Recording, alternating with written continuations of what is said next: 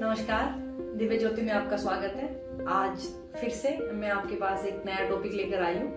नया टॉपिक ये है कि आप बहुत सारे लोग मुझे पूछ रहे थे कि घर में सोफे किस कलर के होने चाहिए, बेड किस कलर के होने चाहिए, मेटल के होने चाहिए या वुड के होने चाहिए, ब्राउन कलर का क्या रोल है उन सब चीजों में। तो ब्राउन कलर का कोई रोल नहीं है, वुड का रोल है हमारे सोफे में भी, हमारे बेड में भी। या कलर का रोल है कि हम किस डायरेक्शन में लगा रहे हैं, उसमें कौन सा कलर।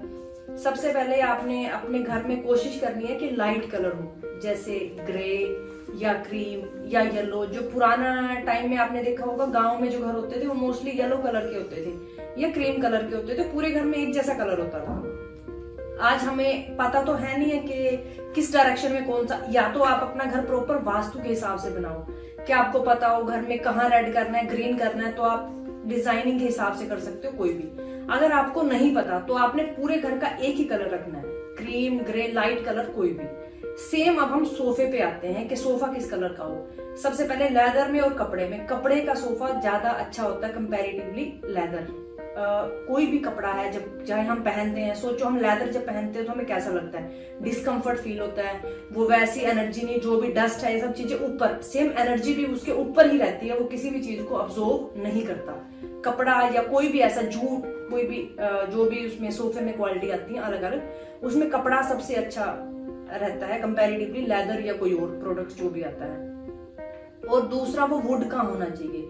वुड का सबसे अच्छा है, वुड हर तरीके की एनर्जी अपने अंदर ऑब्जर्व करता है। जिन लोगों के घर में वुड का बहुत काम है, ड्राइंग रूम में, लिविंग एरिया में, बेडरूम में, उनके घर में आप देखना पीस ज्यादा है, नेगेटिव एनर्जी कम है, उनके घर में क्लेश बहुत कम होते हैं, आर्ग्यूमेंट बहुत कम होते हैं। क्योंकि जो गलत आवाजें भी हैं, जैसे कोई जोर से बोल रहा है, चिल्ला रहा है, वो सब भी वुड अपने अंदर ऑब्जर्व कर लेता है। अगर नॉर्मल जो दीवारें हैं या कोई कलरफुल चीजें हैं तो उसको बढ़ाएंगी। कहीं पे रेड कलर है वो गलत है तो और ज्यादा अग्रेशन आएगा। कुछ लोग कहते हैं जी पहले जिस घर में हम रहते थे वहां तो सब बड़े अच्छे से रहते थे, कुछ नहीं होता था, जब से इस घर में आए हमें प्रॉब्लम शुरू हो गई है। तो आपने अपना घर चेक करना है कि यहाँ इस घर में आने के बाद इसकी डायरेक्शन क्या है और इसमें हमने चेंज क्या क्या किया है जिससे ये चेंज आए हैं हमारे जीवन में। बेवजह कुछ नहीं होता, इंसान तो बदला नहीं है। जो पुराने घर में था नए घर में भी वही इंसान है, यहाँ पे आके वो चिल्लाने लग गया, ऐसा नहीं होता ना। हर चीज के पीछे रीजन होता है। अब जो बेड के बारे में मैं आपको बताने जा रही हूँ कि मेटल का बेड भी अच्छा है, आपको एनर्जी देगा।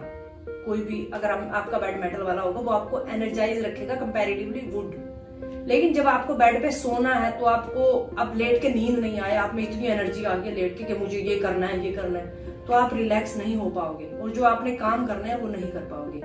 तो वुड के बेड में जो हम कील लगी होती है या कुछ भी ऐसा, वो मेटल में उतना बहुत होता है, उतनी एनर्जी बहुत है हमें। तो वुड के बेड पे जब आप लेटोगे तो आप रिलैक्स रहोगे, आप ज्यादा देर और रिलैक्स होके सो पाओगे। अगर आप 8 घंटे सोए हो, 6 घंटे, तो आपको लगेगा मैं बिल्कुल रिलैक्स हूँ और मैं बिल्कुल फ्रेश हूँ। अगर आप मेटल के बेड पे सोओगे तो आप पूरी रात ऐसे लगेगा कि मैं उठ जाऊं, जब भी आप उठोगे उतनी एनर्जी के साथ 10 मिनट सोओगे फिर उठ जाओगे। इन दोनों में ये डिफरेंस है। अब आपका जो लिविंग एरिया है या किचन है, पहले हम किचन में कैबिनेट सारे वुड के होते थे, आजकल रेडीमेड मेटल के या और बहुत सारे ऐसे वो आ गए हैं प्रोडक्ट, मुझे पता भी नहीं है कौन कौन से हैं, जिनसे हमारी पूरी किचन हमें कंप्लीट बनी हुई।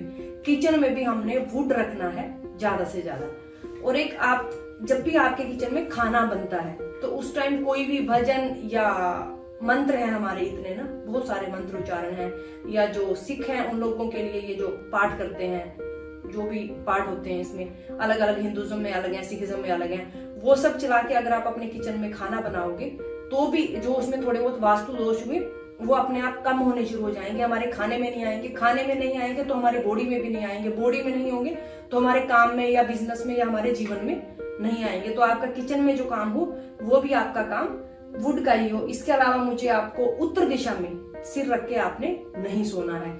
अगर आप उत्तर दिशा में सिर रख के सोओगे तो साइंस क्या कहती है कि नॉर्थ पोल एनर्जी खींच रहा है। जो हिमालय पर्वत है वो भी हर साल जब उसको चेक करते हैं तो वो घट रहा है, ये साइंस कह रही है, एस्ट्रोलॉजी की नहीं। अब मैं साइंस की बात कर रही हूँ। तो सेम हम एस्ट्रोलॉजी में क्या कहते हैं कि उत्तर दिशा में सिर रख के नहीं सोना आपकी एनर्जी खींचता है, राइट। तो आपका बेड वुड का होना चाहिए और आपने उत्तर दिशा में सिर रख के नहीं सोना है।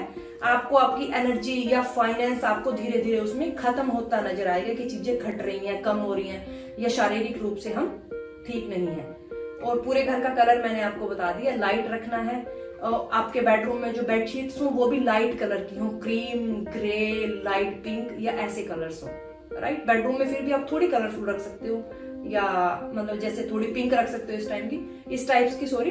और ड्राइंग रूम में आपको मैंने बता दिया कि लाइट कलर का सारा, मतलब सारा घर अगर बेसिकली लाइट का होगा तो आप भी लाइट रहोगे, जिंदगी में चीजें लाइटली लोगे, ज्यादा स्ट्रेस नहीं लोगे, बिजनेस में, काम में सब चीजें नॉर्मल चलेंगी। अगर आपको हमारी ये वीडियो अच्छी लगी हो तो हमारे चैनल को सब्सक्राइब करें, वीडियो को लाइक करें, शेयर करें। Thank you so much.